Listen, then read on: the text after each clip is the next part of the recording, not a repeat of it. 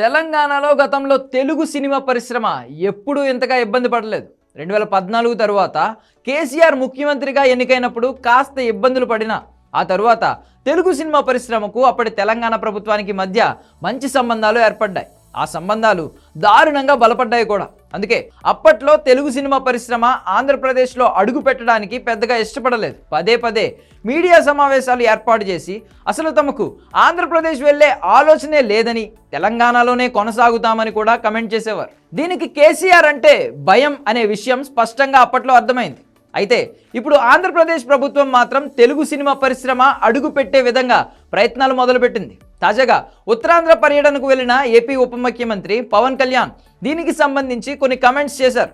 ఆంధ్రప్రదేశ్లో తెలుగు సినిమా పరిశ్రమ అడుగు పెట్టాలని, విదేశాలకు వెళ్ళి షూటింగ్ చేసుకోవడం కంటే ఇక్కడ మంచి లొకేషన్స్ ఉన్నాయని, కాబట్టి ఇక్కడికి వచ్చి షూటింగ్ చేసుకోవాలని కోరారు. ఒకవైపు అల్లు అర్జున్ వర్సెస్ సీఎం రేవంత్ రెడ్డిగా వివాదం నెలకొన్న తరుణంలో పవన్ కళ్యాణ్ చేసిన కమెంట్స్ కాస్త హాట్ టాపిక్ గా మారాయి. సినిమా పరిశ్రమ ఇక్కడికి వస్తే తాము అండగా నిలబడతామని పవన్ కళ్యాణ్ చెప్పే ప్రయత్నం చేస్తున్నట్లుగా తెలుస్తోంది. ఇప్పటి వరకు అల్లు అర్జున్ వ్యవహారంలో ఉప ముఖ్యమంత్రి పవన్ కళ్యాణ్ ఎటువంటి వ్యాఖ్యలు చేయలేదు.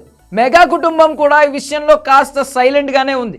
అల్లు అర్జున్ కు మద్దతు ఇస్తున్నారా లేదా అనే దానిపై కూడా స్పష్టత రావడం లేదు. అయితే అల్లు అర్జున్ మాత్రం పవన్ కళ్యాణ్ మద్దతు కోరుతున్నారు. ఈ వ్యవహారంలో తను బయటకి రావాలంటే ఖచ్చితంగా పవన్ కళ్యాణ్తో సాధ్యం అవుతుంది అనే భావనలో కూడా బన్నీ ఉన్నారు. మరి పవన్ కళ్యాణ్ ఇచ్చిన పిలుపుకు తెలుగు సినిమా పరిశ్రమ ఏ విధంగా స్పందిస్తుందో చూడాలి. అటు ఏపీ టీడీపీ అధ్యక్షుడు పల్లా శ్రీనివాసరావు కూడా తెలుగు సినిమా పరిశ్రమ ఆంధ్రప్రదేశ్లో అడుగు పెట్టాలని, తాము అండగా నిలబడతామని కమెంట్ చేశారు. తెలంగాణ ప్రభుత్వంతో సినిమా పరిశ్రమ ఒక రకంగా యుద్ధం చేస్తున్న తరుణంలో కూటమి పార్టీలు ఈ విధంగా రియాక్ట్ కావడం కాస్త ఆసక్తికరంగా మారింది. మరి ఈ పరిణామాన్ని ప్రభుత్వం ఎలా వాడుకుంటుందో చూడాలి.